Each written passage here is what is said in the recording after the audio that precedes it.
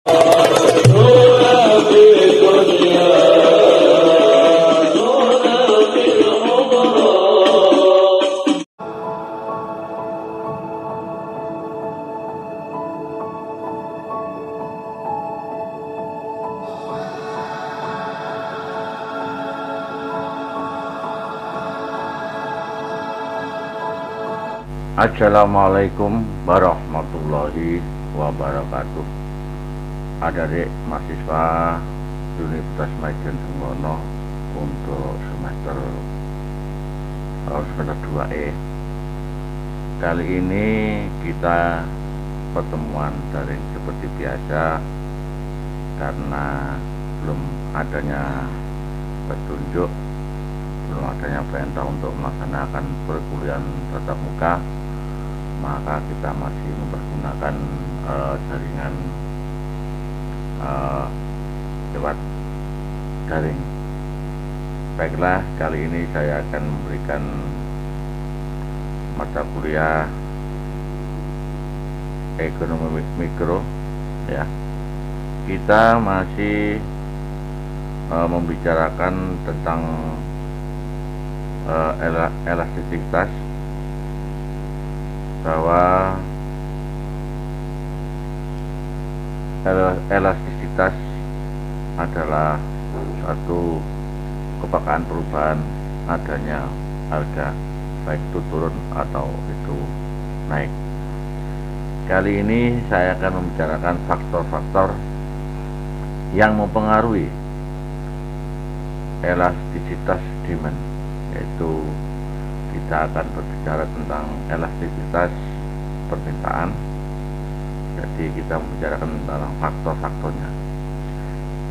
Yang pertama, faktor-faktor yang mempengaruhi elastisitas demand atau elastisitas permintaan. Jadi atau kita disingkat dengan ED. Nah, yang pertama adalah karena adanya barang substitusi faktor. Nah, barang substitusi ini adalah yang mempengaruhi adanya barang pengganti. Kemudian yang kedua faktornya adalah presentasi pendapatan yang digunakan jenis barang. Jadi kemudian yang ketiga, jangka waktu analisis perkiraan atau pengeluaran konsumen. Dan yang keempat adalah tersedianya sarana kredit. Jadi 4 faktor inilah yang mempengaruhi elastisitas demand atau elastisitas permintaan. Kemudian kita harus memahami apa yang dimaksud dengan barang substitusi adalah barang yang pengganti, sifat ada yang bisa dan ada yang dekat. Secara teori, koefisien cenderung elastisitas itu lebih besar daripada 1. Kemudian jika harga naik 1%, maka permintaan turun lebih dari 1%. Jadi ketika kita mendengar sebuah harga itu naik 1%, maka biasanya orang yang membeli itu turunnya lebih daripada 1%, ya. Secara umum begitu memang. Kemudian untuk yang kedua, porsi yang benar adalah porsi yang besar dari pendapatannya untuk membeli barang yang digunakan sehari-hari. Sedangkan untuk barang yang masih biasa, porsinya kecil. Secara teori, barang tersebut semakin elastis. Jadi begini, ketika ada barang itu naik, tentu kita masih tetap memprioritaskan barang yang tidak bisa ditunda. Tapi barang masih bisa ditunda, jadi yang naik kita tunda dulu. Jadi ketika ada barang naik seperti beras, ya, itu walaupun naik tidak ada pengaruh. Ya, artinya tetap kita harus membeli karena itu kebutuhan kita.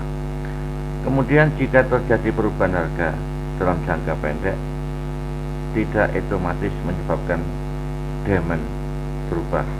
Secara teori, demand cenderung tidak elastis.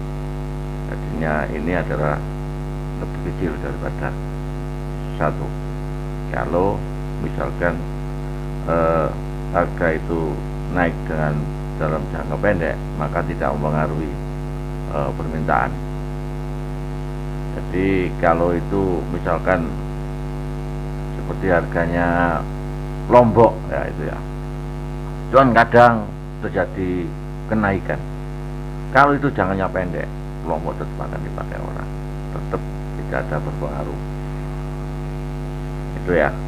Kemudian jika harga naik atau turun tidak mengaruhi permintaan, tadi yang saya maksud, karena itu kebutuhan pokok. Walaupun naik, tetap orang itu cenderung akan membeli. Hanya kadang-kadang terjadi pengurangan permintaan dikarenakan budget. Kemudian apa manfaatnya ketika kita mengetahui nilai elastisitas demand? Jadi apa manfaatnya bagi kita ya secara universal apabila terjadi naik turunnya sebuah harga, apa manfaatnya bagi kita? Yang pertama, jadi kita mengetahui kebijakan impor.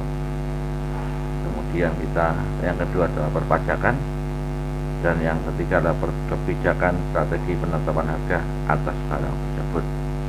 Nah, kita akan mencoba untuk menjelaskan tentang apa yang dimaksud dengan kebijakan impor.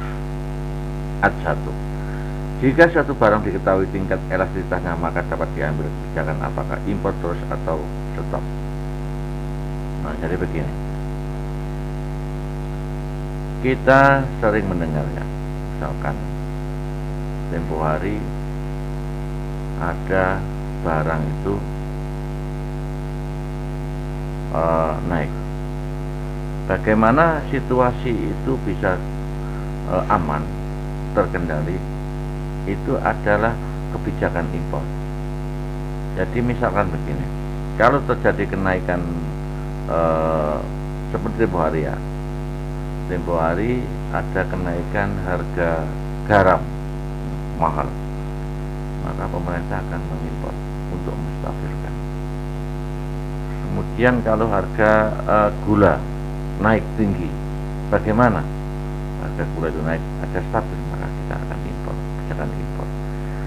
Tetapi bagaimana untuk kestabilan? Artinya jangan sampai harga itu terlalu turun karena mengakibatkan produksi dalam negeri akan jemu ya. Jadi inilah ketika ada terjadi harga kenaikan, maka ini sebagai alat untuk kebijakan impor, pemerintah impor atau tidak ya. Kemudian perpajakan, jika barang tersebut bersifat elastis, naik turun, maka pemerintah berusaha agar barang impor dan jumlah yang cukup dan mempertahankan kurs valuta uang relatif stabil. Itu saja. Jadi jangan sampai kita pemerintah mengimpor terlalu banyak, maka tidak stabil.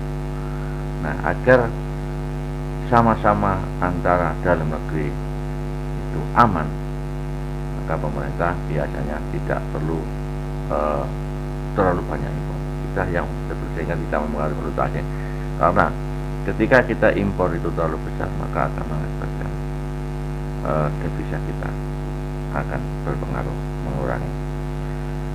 Kemudian kita juga harus memahami tentang jika barang tersebut inelastis, maka kebijakan pemerintah akan mempertahankan jumlah impor dan sambil memperkenalkan produk dalam negeri. Jadi kalau kita berbicara dengan istilah inelastis, ini barang ya yang tidak berpengaruh Walaupun naik itu tidak berpengaruh, karena ini barang kebutuhan pokok. Ya, ketika bensin naik, BBM naik, apa kita tidak beli? Pasti kita akan membeli, karena itu kebutuhan, ya, kebutuhan pokok. Bagi tidak berpengaruh, karena sifatnya adalah kebutuhan yang sangat diperlukan. Kemudian jika barang bersifat elastis, maka pemerintah tidak menaikkan pajak atas barang tersebut. Nah, apabila barang itu naik turun harga, maka pemerintah tidak akan menaikkan. Tetapi kalau stabil, itu biasanya menaikkan. Dan barang bersifat elastis, maka pemerintah cenderung akan menaikkan pungutan pajak atas barang tersebut. Jadi kalau itu barang itu kebutuhan pokok, ya misalkan seperti BBM, ya tidak mungkin walaupun itu sifatnya itu naik, tetap pemerintah cenderung akan memperkenakan, karena hanya mengurangi subsidinya, artinya subsidi berkurang. Tuh. Kemudian ketiga, kebijakan strategi penetapan harga atas barang, terutama bagi produsen dalam meningkatkan hasil penjualan dan keuntungan. Secara teori, bila elastisitas suatu barang itu elastis, maka kebijakan menaikkan harga adalah tidak tepat, karena akan menurunkan permintaan. Nah, yang dimaksud begini, ketika barang itu elastis, tidak tepatlah ketika kita menaikkan. Karena apa? Akan mengakibatkan penerimaan yang sangat menurun. Jadi terkadang itu ketika kita bisnis ini membuat kesempatan, maka kita kalau kita kompromi, maka tidak akan terjadi seperti itu, ya. Jadi pahami bahwa kebijakan strategi penetapan harga atas barang, terutama bagi produsen dalam meningkatkan hasil penjualan dan keuntungannya. Kemudian kita harus ada beberapa teori atau rumus yang harus kita pelajari. Misalkan pada harga Rp500, total permintaan 300 unit. Kemudian bila harga itu dinaikkan menjadi Rp500, total permintaan menjadi turun 260 unit. Nah, kalau lihat kebesaran efisiensinya ada seperti berikut, ya. Jadi angka permintaan 260 unit min 300, ya, dibagi harga naik 800 min 500, dikalikan 500 itu adalah harga, plus 800 itu adalah harga naik, ya, seperdua. Kemudian dibagi 260 itu adalah keuntungan penurunan permintaan, tambah 300 seperdua adalah total permintaan pada harga stabil. Sehingga apabila kita menaikkan akan menjadi 0,3 lebih kecil daripada 1, itu ya. Jadi kita harus hati-hati di dalam membuat kebijakan ketika kita sebagai seorang pedagang memanfaatkan sebuah situasi. Nah, kita harus juga paham, terkadang apabila harga naik, maka dalam hukum penawaran itu permintaan akan turun.